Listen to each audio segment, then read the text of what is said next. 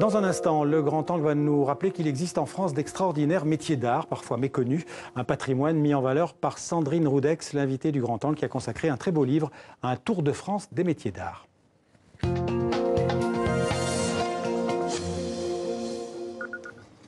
Bonjour Sandrine Roudex. Bonjour. Alors vous êtes journaliste, grande voyageuse aussi, photographe et romancière.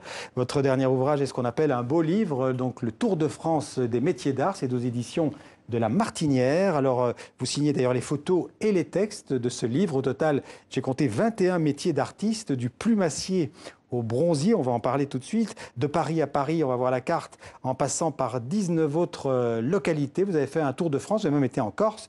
Comment est née d'abord l'idée de ce livre ? Eh bien, au départ, c'était une commande en tant que photographe. Je travaille régulièrement pour les institutions. Et donc, l'Institut national des métiers d'art avait vu une de mes photos dans Madame Figaro. Donc, je travaille aussi pour les journaux. C'était un groupe de bronziers qui s'appelle les Midrias. Ce sont des sculpteurs sur laiton, un peu rock, jeunes, un trio de trentenaires.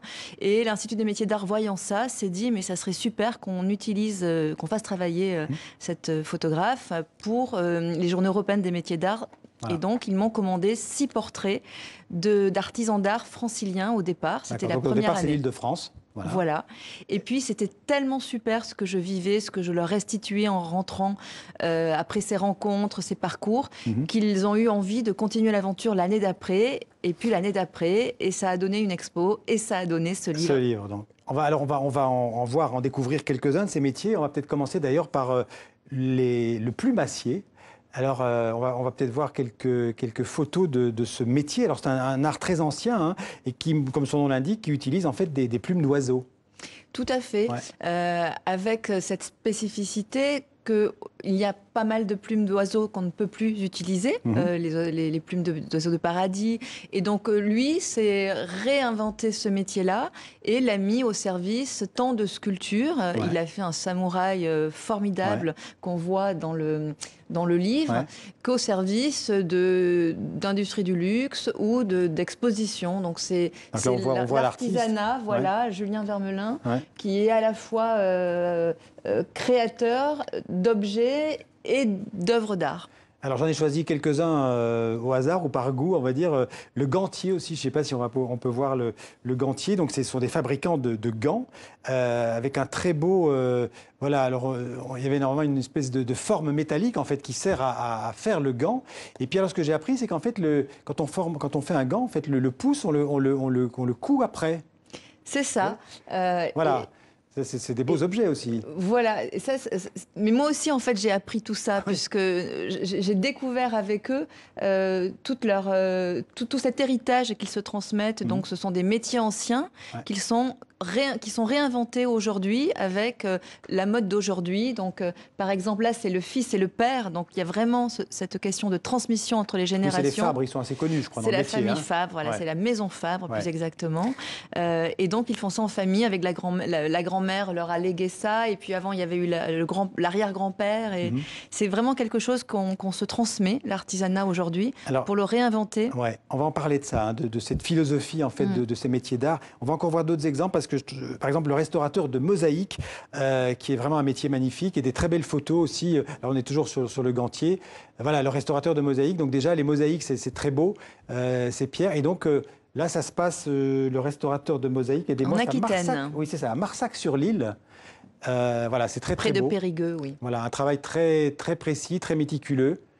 Oui, et alors lui, donc c'est Patrick Palem, il a vraiment cette spécificité de vouloir communiquer entre les cultures et de mélanger les savoir-faire. Donc il a l'habitude de voyager, d'aller restaurer des murs et des sols, des pavements à l'étranger, en mélangeant les savoir-faire des artisans étrangers et français. Voilà, c'est très très beau. Alors on va voir après le métier de plisseur, ou on pourrait dire de plieur, mais plisseur c'est plus joli. Alors en fait c'est pas ça, c'est que le vrai métier c'est le métier de plisseur. Sauf que Pietro Seminelli, l'artiste en question, a décidé que lui il était plieur, ou plus exactement architecte du pli. Son truc à lui, c'est que quand il était petit, il faisait des cocottes en papier et il s'est dit... Ça se voit un peu, là. Qu'il allait réinterpréter cela pour en faire des rideaux, de l'ameublement, des abat-jours et jouer surtout sur les ombres et les lumières et puis pareil, toujours à la frontière entre l'art et l'objet du quotidien. Alors pour vous qui étiez au départ, vous l'avez dit, une photographe, une journaliste, quel a été, je dirais, le plus important de ce livre? C'est, je crois, d'abord des rencontres.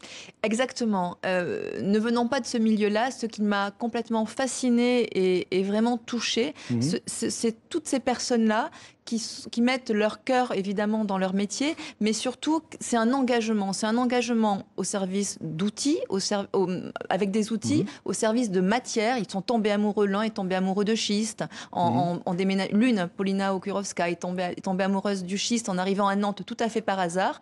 Et puis, elle a commencé à travailler cette matière.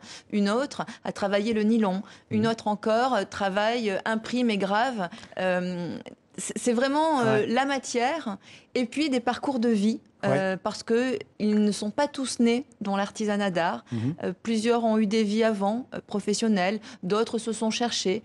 Et soudain, ils rencontrent ce métier et ils en font toute une vie. Alors il y a plein d'autres métiers, on pourrait pas... il y a le ferronnier, le couvreur charpentier, des menuisiers en siège, des graveurs imprimeurs. Alors j'en cite quelques. Il y a des souffleurs de verre, c'est pas qu'à Venise, hein, il y en a aussi en France, des sculpteurs sur bois, des vannières, des charpentiers de marine, des tanneuses sur peau de poisson aussi. C'est très. Achetez le livre, vous verrez, c'est très étonnant.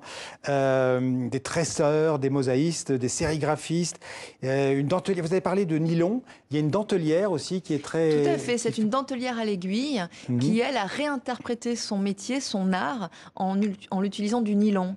Ça veut dire qu'aujourd'hui, tous ces artisans utilisent un savoir-faire du passé pour se réinventer un métier et en faire... une profession de demain et continuer de chercher les liens entre les outils, alliant parfois le numérique, le design, la haute technologie et le métier manuel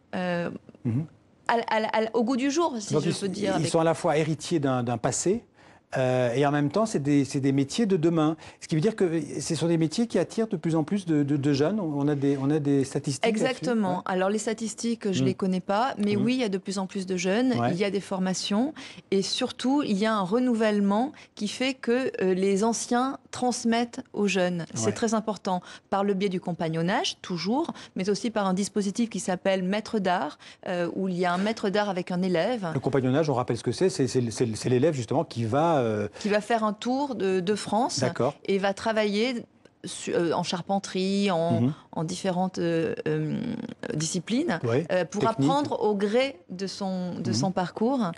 Et ce sont aussi des méthodes différentes. Vous avez dit c'est des rencontres et aussi des métiers à chaque fois ancrés dans des territoires. C'est très important, ça. Exactement. Et c'est pour ça que ce livre-là est intéressant, je crois. C'est parce que c'est un véritable tour de France à la rencontre des savoir-faire de nos régions. On est dans la transmission du patrimoine culturel. On est dans l'héritage géographique. On est dans la fierté d'avoir... Par exemple, je pense à la manufacture de Digoin. C'était une manufacture qui était abandonnée. C'est une céramiste, exactement, en dépôt de bilan. Et donc, Corinne Jourdain, qui était une ancienne directrice de pub, donc autre parcours, on peut vraiment se réinventer à tout âge. C'est ça, ce sont des parcours de vie en fait. Voilà, a décidé de la reprendre et de remettre en activité une entreprise qui avait donné du travail à tous les gens de la région. Voilà. On en a cité pas mal, il y en a encore l'un ou l'autre qu'on aurait oublié, qui vous ont particulièrement... Claire Babet, une vitrailliste à Chartres, qui m'a montré que sur tous ces vitraux qu'on voit dans les églises partout en France, il y a des traces toutes petites, presque invisibles, des anciens restaurateurs qui ont laissé leur nom. Et parfois, ils sont un peu facétieux. Et donc, s'ils ont travaillé au mois d'avril, ils ont laissé un poisson d'avril et qui date de 1450, de 1220. Et c'est là qu'on voit, les restaurateurs voient en fait qu'ils s'inscrivent dans une histoire. Exactement. Aussi. Alors, j'ai vu en préparant l'émission qu'il y a 60 000, je crois, artisans d'art en France. C'est un chiffre qui est un chiffre officiel.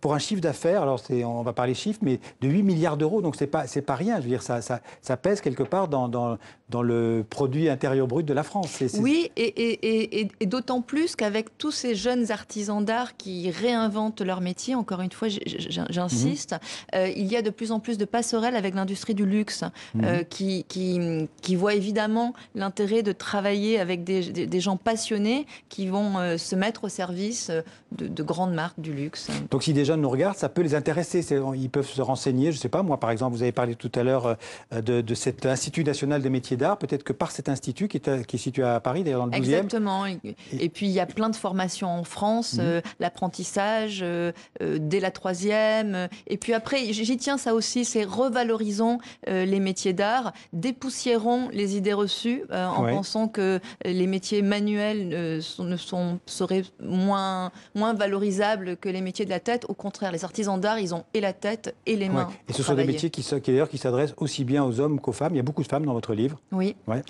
Et à tous les âges aussi. Voilà. Il y a peut-être encore d'autres métiers que vous pourriez traiter dans un prochain livre, où vous avez fait le tour de la question? Non, il y en a plein. Il y a 281 métiers recensés, métiers d'art recensés. Donc, en tout cas, moi, j'en ai écrit et rencontré 21. Voilà, dans ce livre magnifique, donc le Tour de France des métiers d'art aux éditions de La Martinière. Merci Sandrine Roudex d'être venue en parler dans 64 minutes.